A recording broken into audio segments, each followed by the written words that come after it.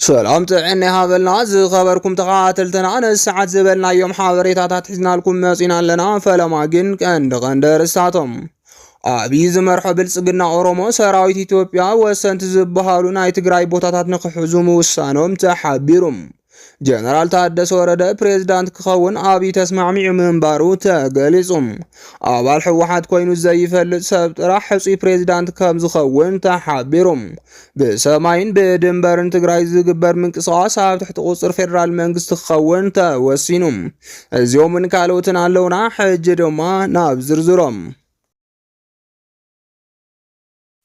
አብይ ዝመርሖ ብልጽግና ኦሮሞ ሰራዊት ኢትዮጵያ ወሰንት ዝበሃሉ ናይ ትግራይ ቦታታት ንኽሕዙ ምውሳኖም ተሓቢሮም ከም ዝፍለጥ አብይ አሕመድ በተዘዋዋሪ ይኹን በቀጥታ ፖለቲካ ትግራይ ኢዳት ይኽፍትፍት ካብ ዝጀመር ጸኒሑ እዩ እዚ ጣልቃታውነቱ ድማ ሎሚ ኸይዱ ህልውና ትግራይ ኣብ ሓደጋ ዘእተወ ደረጃ ዝበጽሐ ኮይኑ ተዋሳእቲ ናይ ዝኾኑ ከም በዓል ብልጽግና ኦሮሚያ ኣብ ሕጂ ሰዓት ትግራይ ሙሉእ ብሙሉእ ኣብ ትሕቲ ፌደራል ንኽትከውን ምንቅስቃስ ጀሚሮም ኣለው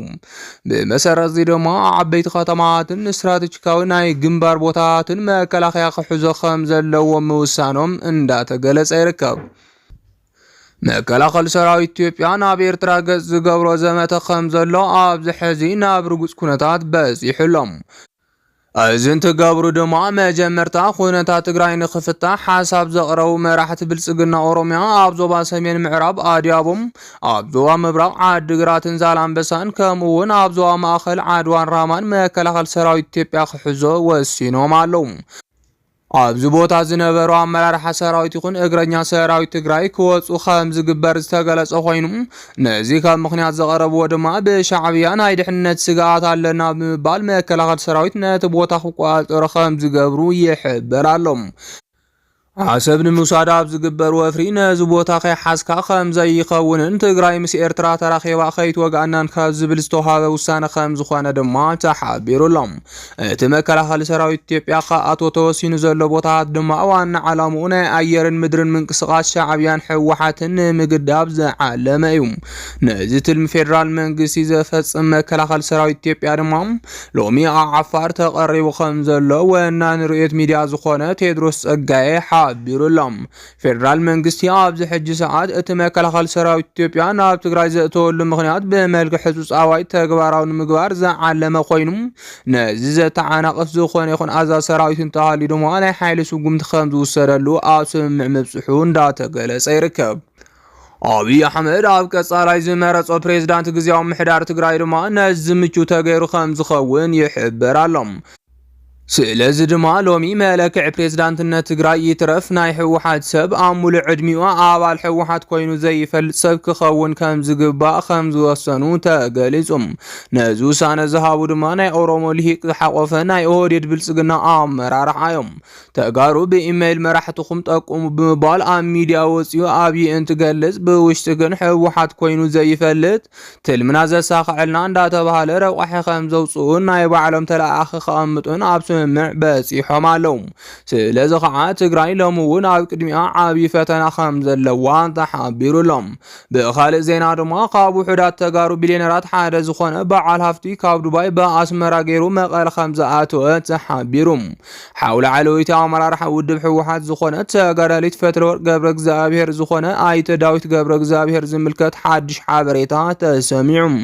ከም ዝፍለጥ ውድብ ሕወሓት ኣብ ዝወርሒ እዚ ብሰፊሑ ካብ ካሊእ ግዜ ላዕሊ ምስ ሻዕብያ ኣለዎ ዝተባሃለ ርክብ ኣጠናኺሩ ይቕጽል ከም ዘሎ ክሕበር ጸኒሑ እዩ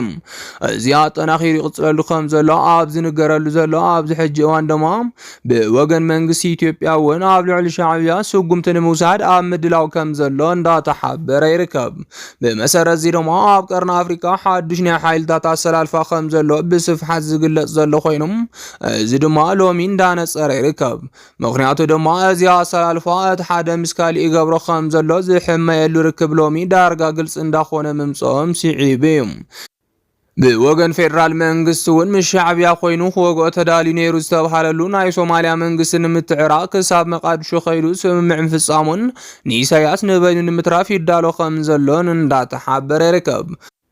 እዚ ኣብ ዝገበረሉ ድሕሪ መዓልታት ድማ ፌደራል መንግስቲ ናብ ኤርትራ ዘቕንዑ እዮም ዝተባሃለሎም ወተሃደራዊ ምንቅስቓስን ፕሮፓጋንዳ ውግእን ጀሚሩሎም።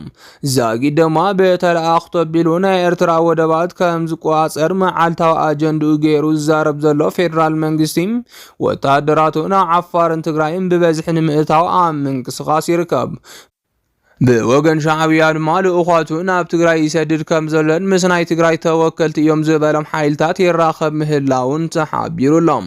ዛጊድ ድማ ዝነበሮም ኣፈላላይ ገዲፎም ምስ ሕወሓት ኣብ ሓበራዊ ጸላኢ ዝኾነ ኣብዪ ኣሕመድ ናይ ሓባር ስጉምቲ ክወስዱ ምስ ምዕምዖም ይግለጽ ኣሎም። እዚ ድማ ንፌደራል መንግስቲ ካብ ናይ ሶማልያ መንግስቲ ዝበኣሰ ካሊእ ድቃስ ዝኸልኦ ክስተት ከም ዝኾነ እንዳተሓበረ ይርከብ። ሎሚ ንኻልኣይ ግዜ ዝተሰምዐ ዜና ከም ዝሕብሮ ከዓ ኣብ ዱባይ ዝነበረ ሓው መንጀሪኖ ዝኾነ በዓል ሃፍቲ ዳዊት ገብረ እግዚኣብሔር በኣስመራ ገይሩ ናብ መቐለ ከም ዝተጓዓዘ ይሕበር ኣሎም። እዚ በዓል ሃፍቲ ኣዝዩ ተፅዕኖ ፈጣሪ ሰብ ምዃኑ ዝፍለጥ ኮይኑ ካብ ዱባይ ናብ ኣስመራ ቀፂሉ ድማ ናብ መቐለ በፂሑ ከም ዝተመለሰን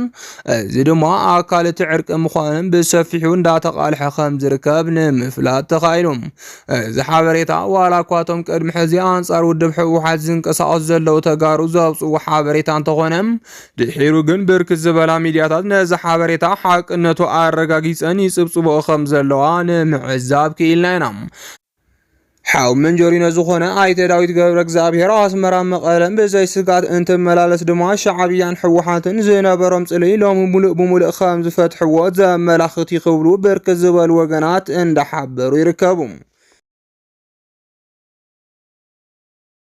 ትማሊ ምሸት ዝተዋሃበ መግለፂ ውድብ ሕወሓት ምስ ኣብዪ ተገይሩ ዝነበረ ስምምዕን መሪፆሞ ዝነበሩ ፕሬዝዳንትን ብዝምልከት ናብ ህዝቢ ሚስጥር ዘውፅአ ምዃኑ ተገሊጹ። እቲ መግለፂ ውድብ ሕወሓት ድማ ከም ዘለዎ ከም ዝስዕብ ጌርና ኣቕሪብናዮ ኣለና። ስምምዕ ፕሪቶርያ ካብ ዝፍረም 2 ዓመትን መንፍቕን ኮይኑዎ ኣሎም ብወገን ሕወሓትን ትግራይን እቲ ስምምዕ ብቕልጡፍ ንኽፍፀም ተሰሪሑ እዩ። ምእንተ ሰላም ክበሃል ትግራይ ክትሽከሞም ዘይግባእ ግፍዕታት ተሸኪማ ፀኒሓ እያ። ብወገን መንግስቲ ኢትዮጵያ ክፍፀሙ ዝግብኦም ብፍላይ ንመሰልን ሃለዋትን ትግራይ ዝምልከቱ ወሰንቲ ሕቶታት እቲ ስምምዕ ናይ ምፍፃም ተግባር ዘይኮነስ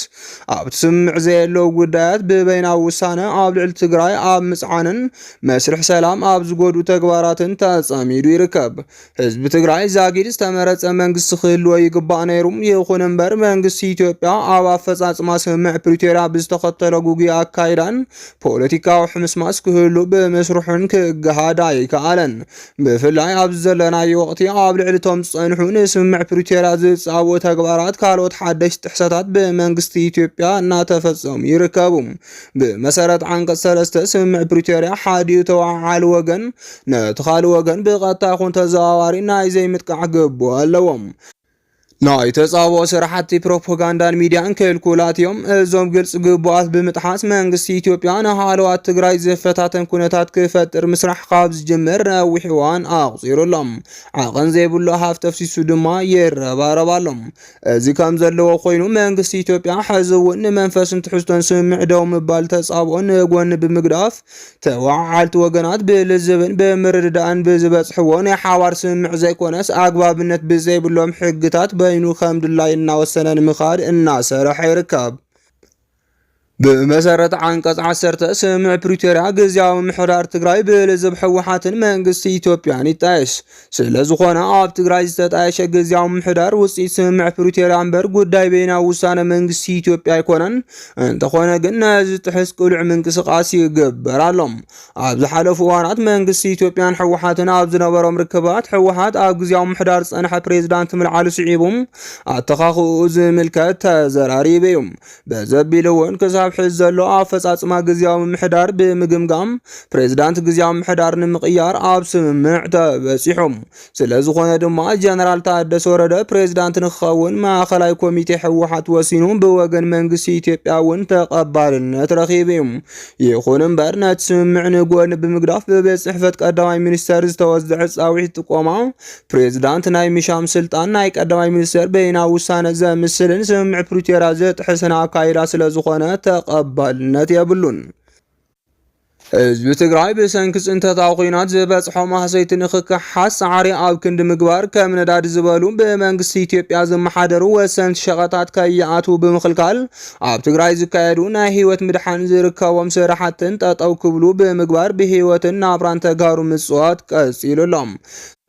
ከም ዝኣመሰሉ ሰብኣዊ ተግባራት ንምስማዕ ፕሪቶርያ ጥራሕ ዘይኮነት ንዓለም ለኻዊ ሕጋጋታት ዝጻቡ ኣዝዮም ኣነወርቲ ጸረ ደቂ ሰባት ዝኾኑን ብገበን ምጽናት ዘሕትቱን ተግባራት እዮም። ብተወሳኺ ሰላም ህዝቢ ዝሕመሰሉ ሰፋሕቲ ምንቅስቓሳት ይግበሩ ኣለዉ። ሰላም ዓቂቦም ዋጋ እናኸፈሉ ዘለዉ ብልሒ መኸተ ዝኾኑ ሰራዊት ትግራይን ኣመራርሑኡን ብብዕራይ ወለደ ብትካላት መንግስቲ ኢትዮጵያ ይውንጀሉ ኣለዉ። ሕወሓት ደጋጊሙ እናገለጾ ከም ዝመጸ እቲ ትኩረት ኣብ ምፍጻም ቀንዲ ትሕዝቶታት ስምምዕ ፕሪቶርያ ማለት እውን ኣብ ትሕቲ ወራሪ መቐጸልታ ጽንተት ዝኾኑ ማለያ ዘይብሎም ግፍዕታት ዝፍጸመሉ ዘሎ ህዝቢ ትግራይ ሓራ ንኽወፅእ ናብራ ሓሳረ መከራ ዝደፍኡ ዘለውን ብሕፅረት መሰረታውን ወዲ ሰብ ክቐርቡ ዝግብኦም ጠለባት ኣደዳሞት ሕማምን ስቅያትን ዝኾኑ ዘለዉ ካብ መነባብሮምን መረበቶምን ዝተፈናቐሉ ዝተሰደቱን ዜጋታት ናብ መረበቶም ክምለሱ ክግበር ላዕላውነት ትግራይ ክረጋገጽ ፍትሕን ተሓታትነትን ክነግዝ ዝተፈላለየ ጉዳት ዝበጽሖም ክከሓሱም ስራሕቲ ሕውየትን ዳግመ ህንጸትን ክሳለጥ ኣብ ትግራይ ዝተመረጸ መንግስቲ ክህሉ ርብርብ ክግበርን ተዛመድቲ ተግባራት ብመሰረት እቲ ስምምዕ ክፍጸሙን ደጋጊሙ ይጽውዕ። መንግስቲ ኢትዮጵያ ብግልጽ ይረኣዩ ካብ ዘለውን ንህዝቢ ጎዳእቲ ዝኾኑን ሃወኽትን ጎንፂ ፈጠርትን ተግባራቱ ተቐጢቡ ዘላቒ ሰላምን ሓበራዊ ረብሓን ኣብ ዘረጋግጹ ተግባራት ከተኩር ጻውዒትና ነቕርብ። ስምምዕ ፕሪቶርያ ዝፍጸም ብዘተን ምርድዳእን ክልቲኦም ፈጸምቲ ወገናት ስለ ዝኾነ በይናዊ ውሳነታት ደው ክብሉ ደጊሙና ነፍልጥ። ንዝምልከቶ ኩሉ ሕዚ እውን ከም ትማሊ ሕርያና ሰላምን ልምዓትን ምዃኑ ካብ ዝቁንዕን ጠቓምን መንገዲ ንዘይምውፃእ ዝከኣለና ኩሉ ከም እንገብርን ከነረጋግጽ ንደሊ ክብል ሓቢሩ እዩ።